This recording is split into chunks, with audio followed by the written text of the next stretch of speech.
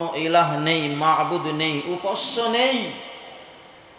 লা ইয়াজমাআন্নাকুম ইলা ইয়াউমিল কিয়ামা, তোমাদেরকে আমি আল্লাহ কিয়ামতের দিন একত্রিত করব, সবাইকে এক জায়গাতে আমি উঠাবো।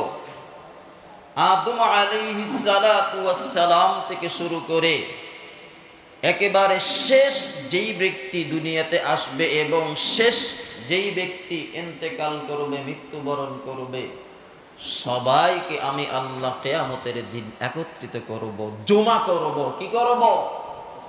জমা করব। লা রাইবা ফি, আমি আল্লাহ যে জমা করব এই কথার মধ্যে কি নেই, কোনো সন্দেহ নেই, চুল পরিমাণও সন্দেহের অবকাশ নেই। ওয়ামান আসদাকু মিনাল্লাহি হাদিসা, তোমরা বলো আমি আল্লাহর চাইতে আর কার কথা সত্য হতে পারে? কারো কথা সত্য আছে? তাহলে আসুন মুসলমান, আমরা সবাই তো একত্রিত হব, আর ওই দিন যে আমরা একত্রিত হব, এক জায়গাতে উঠব, কার সামনে আমরা দাঁড়াবো? কথা বলেন। ওয়া ইলাইহি তুরজাউন, আল্লাহ বলেন আমি আল্লাহ তোমাদের সবাইকে আমি আল্লাহর সামনে হাজির করব, উপস্থিত করব। ফাফিরু ইলাল্লাহ, আমি আল্লাহর দিকেই তোমাদের সবাইকে রুজু করব, সবাইকে আমি আল্লাহর দিকেই তোমাদেরকে রুজু করব। আফাহাসিবতুম আন্নামা খালাকনাকুম আবাতাও ওয়া আন্নাকুম ইলাইনা লা তুরজাউন, আমি আল্লাহ তোমাদের সবাইকে আমি আল্লাহর সামনে হাজির করব। তাহলে আসুন মুসলমান, আমাদের সবারই দাঁড়াইতে হবে, উপস্থিত হতে হবে কার সামনে? কথা বলে। আল্লাহর সামনে আমাদের সবার উপস্থিত হতে হবে। আমি মুজাফফর আল্লাহর সামনে আমার দাঁড়াইতে হবে। এই আপনারা যারা বসছেন, আসছেন জনাবলী মসজিদে, আপনাদের সবার ওই আল্লাহর সামনে দাঁড়াইতে হবে। পৃথিবীর সমস্ত রাজা বাদশাদের সবারই দাঁড়াইতে হবে। কাফের, বেঈমান, ইহুদি, নাসারা, খ্রিস্টান, বৌদ্ধ, এদেরও আল্লাহর সামনে দাঁড়াইতে হবে। সমস্ত মানব সম্প্রদায়, এদের সবাইকে আল্লাহর সামনে দাঁড়াইতে হবে। কার সামনে বলেন? আর একটু জোরে বলেন। কার সামনে? আল্লাহর সামনে দাঁড়াইতে হবে। মুসলমান, তাহলে চিন্তা করে দেখুন, আল্লাহ তাআলা যেহেতু বলতেছেন আমি আল্লাহর সামনে তোমাদের হাজির করব, উপস্থিত হতে হবে, আমি আল্লাহ তোমাদেরকে জমা করব, একত্রিত করব, অনেক আয়াতে কারিমার মাধ্যমে আল্লাহ তাআলা এই ঘোষণা দিচ্ছেন। এরপরেও আমাদের টনক নড়তেছে না। কথা বলেন না কেন? আমাদের এখনো টনক নড়তেছে না।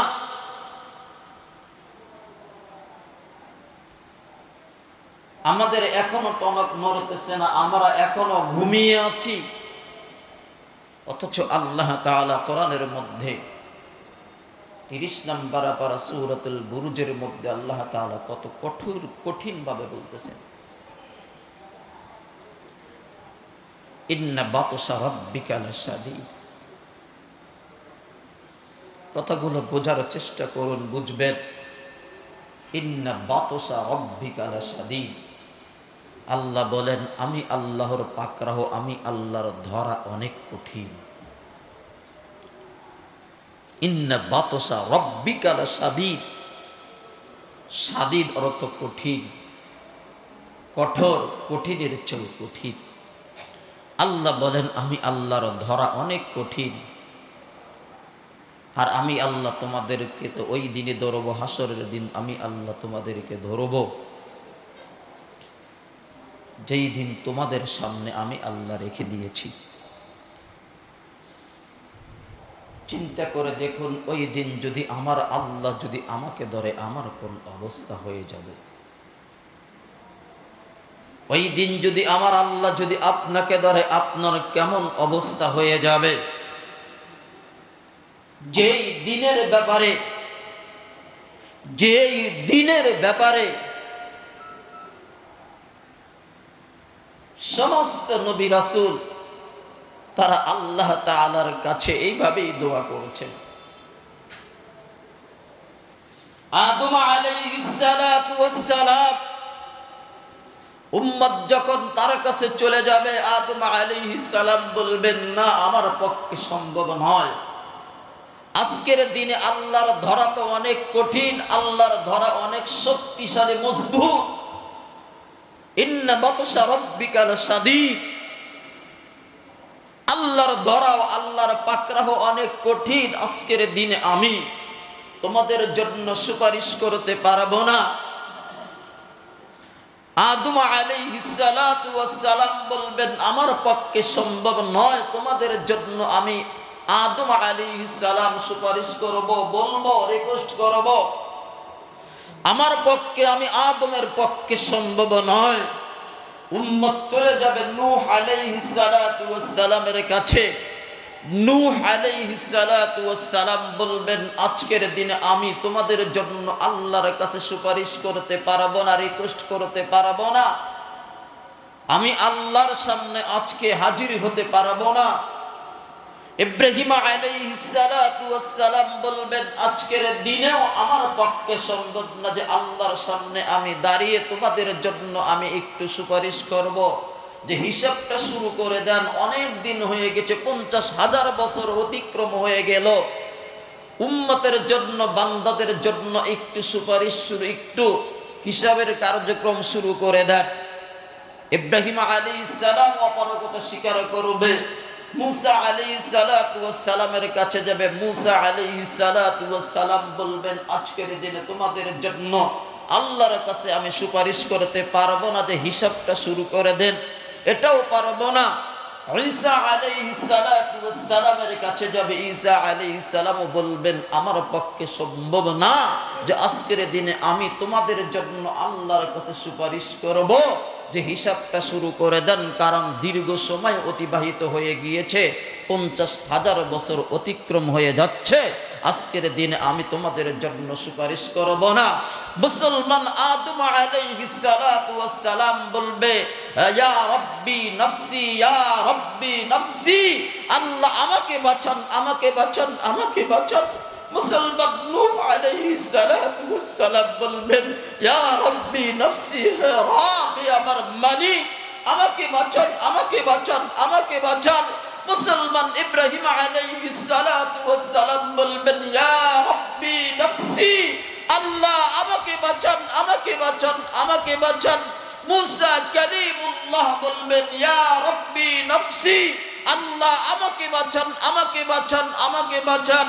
মুসলমান ঈসা আলাইহিস সালাতু ওয়াস সালাম বলবেন, ইয়া রাব্বি নাফসি, আল্লাহ আমাকে বাঁচান, আমাকে বাঁচান, আমাকে বাঁচান।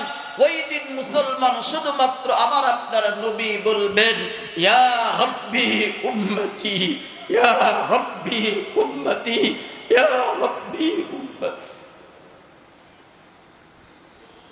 মুসলমান চিন্তা করে দেখুন, সেই দিনের ব্যাপারে আমার আল্লাহ বলতেছেন, ইন্না বাতশা রাব্বিকা লাশাদীদ। আমি আল্লাহর ধরা অনেক কঠিন, অনেক শক্ত, অনেক মজবুত। মুসলমান ওই দিন কি আমাদের সামনে রয়েছে। ওই দিন আমার আল্লাহ আমাকে আপনাদেরকে সবাইকে জমা করবেন। লা ইয়াজমাআন্নাকুম ইলা ইয়াউমিল কিয়ামাতি লা রাইবা ফি। আমি আল্লাহ তোমাদেরকে জমা করব, যেই দিনের ব্যাপারে চুল পরিমাণ সন্দেহ, কথা বলেন, সন্দেহ নাই। ওমান আসদাকু মিনাল্লাহি হাদিসা। আমি আল্লাহর কথার চাইতে আর কার কথা সত্য হতে পারে? মুসলমান তাহলে চিন্তা করে দেখুন, সেই দিন তো আমার সামনে, আপনাদের সামনে, সবার সামনে। কিন্তু মুসলমান কথাগুলো বুঝবেন, বোঝার চেষ্টা করবেন। যার যখন মৃত্যু তার তখনই কিয়ামত। যার যখন মৃত্যু, কথা বলেন, যার যখন মৃত্যু, সবাই বলেন, মুখস্থ করেন, যার যখন মৃত্যু তার তখনই কিয়ামত। যার যখন মৃত্যু তার তখনই কিয়ামত। তাহলে আসুন, আমাদের সামনে এত কঠিন একটা দিন অবস্থান করতেছেন, অপেক্ষা করতেছেন, যেই দিন আমাদের সবার উঠতে হবে। এখন এই দুনিয়ার জিন্দেগির আমল দিয়েই মূলত ওই দিন আমাদের পার হওয়ার সুযোগ সুবিধা আমার আল্লাহ রেখে দিয়েছেন। দুনিয়ার জমিনে কাকে খুশি করতেছি? আমি কাকে খুশি করতেছি? আমি তো এখানে আমার 14 বছর অতিক্রম হয়ে যাচ্ছে। গতকাল না পরশুদিন আমাদের দেশের একজন সুনাম ধন্য একজন রাজনীতিবিদ ফখরুল ইসলাম আলমগীর বলেছে, নির্বাচন 4 থেকে 5 মাস হয়ে গেল, এখনো কোনো ধরনের পরিবর্তন দেখা যাচ্ছে না। ঠিক তদরূপ এমনই আমার দৃশ্য যে 14 বছর এখানে অতিক্রম করলাম, আমিও নিজেও তেমন কোনো মুসল্লিদের মধ্যেও কোনো পরিবর্তন দেখতে পাচ্ছি না, এমনকি মসজিদ কর্তৃপক্ষ তাদেরও পরিবর্তন দেখতে পাচ্ছি না। 14 বছর দোয়া করলাম মসজিদ করার জন্য, আজও পর্যন্ত কোনো পরিবর্তন নাই। মসজিদের মেম্বারে বসে ঘোষণা দিয়েছি, জায়গা ক্লিয়ার করে কাগজপাতি ক্লিয়ার করে দিলে একেবারে 1 কোটি টাকা হাতে দেবো, এ কথাটা বলার পরেও তাদের টনক নড়ে না। এমন ঘোষণা দিয়েছি জায়গা কাগজপাতি সবকিছু ওকে করে দিলে 1 বছরে 5 থেকে 7 তলার ছাদ ঢালাই দিয়ে দেব ইনশাআল্লাহ। এরপরেও তাদের মধ্যে পরিবর্তন দেখতে পাচ্ছি না। ফখরুল ইসলাম আলমগীরের বক্তব্য আমার বক্তব্য হুবহু মিলে গেছে। কথা বলেন ঠিক কিনা? সেই জন্য আসুন আপনাদের হাতে ধরে পায়ে ধরে বলে যাচ্ছি, জানি না কয়েকদিন আপনাদের সামনে আর কথা বলবো, জানি না। সেই জন্য আসুন, আমারও আল্লাহর সামনে দাঁড়াইতে হবে, আপনাদেরও আল্লাহর সামনে দাঁড়াইতে হবে। ওই দিন আমি মুজফ্ফর কি নিয়ে আল্লাহর সামনে দাঁড়াবো, আপনারাও আল্লাহর সামনে কি নিয়ে দাঁড়াইবেন? একটু নিজের বিবেকের কাছে, আকলের কাছে প্রশ্ন রাখুন। অথচ আমার সামনে এত কঠিন একটা দিন অপেক্ষা করতেছে, আপনার সামনেও অপেক্ষা করতেছে। আসুন কি নিয়ে দাঁড়াবো? এই হায়াতের জিন্দেগিটা আমার আপনারকে কোরআন সুন্নাহ দিয়ে সাজাইতে হবে। কথা বলেন ঠিক কি? এবার আসুন আল্লাহর নবীর খুবই চমৎকার একটি হাদিস আমি আপনাদের খেদমতে তেলাওয়াত করেছিলাম। নবীর সাহাবী হযরত আব্দুল্লাহ ইবনে আব্বাস রাদিয়াল্লাহু তাআলা আনহু থেকে হাদিস বর্ণিত। যেই সাহাবীকে বলা হয়েছে রাইসুল মুফাসসিরিন বলা হয়। তাফসীর জগতে সাহাবায়ে কেরামদের মধ্যে সবচেয়ে তাফসীর জগতের মধ্যে কোরআনের ব্যাখ্যা বিশ্লেষণের দিকে যেই সাহাবী সবচেয়ে বেশি অগ্রসর ছিলেন, ওই সাহাবীর নাম হলো হযরত আব্দুল্লাহ ইবনে আব্বাস রাদিয়াল্লাহু তাআলা আনহু। ওই সাহাবী এই হাদিসটি বর্ণনা করেছেন। আল্লাহর নবী বলেন, নবীর সামনে নবীর একজন সাহাবী আসলেন। লিরাজুলিন ওয়া হুয়া ইয়াইদুহু ইগতানিম খামসিন ক্বাবলা খামসিন। আল্লাহর নবী বলতেছেন, তোমরা 5টা জিনিস হারিয়ে যাওয়ার পূর্বে 5টা জিনিসের কদরদানি করো। কয়টা জিনিস? সবাই মুখস্থ করে নেন। কয়টা জিনিস? বিছানাগুলো বলতেছে না। কয়টা? ইগতানিম খামসান ক্বাবলা খামসিন। 5টা জিনিস হারিয়ে যাওয়ার পূর্বেই 5টা জিনিসের কদরদানি করতে বলেছেন নবী, মূল্যায়ন করতে বলেছেন। কয়টা জিনিস হারিয়ে যাওয়ার পূর্বে? 5টা জিনিস হারিয়ে যাওয়ার পূর্বে এই 5টা জিনিসের মূল্যায়ন করতে বলেছেন। কয়টা জিনিস? 5টা। 1 নাম্বার, ইগতানিম খামসান ক্বাবলা খামসিন শাবাবাকা ক্বাবলা হারামিক। যৌবনকাল ফুরিয়ে যাওয়ার পূর্বে, যৌবনকাল হারিয়ে যাওয়ার পূর্বে এই যৌবনকালের মূল্যায়ন করতে নবী বলেছেন। কোন কাল? সবাই বলেন কোন কাল?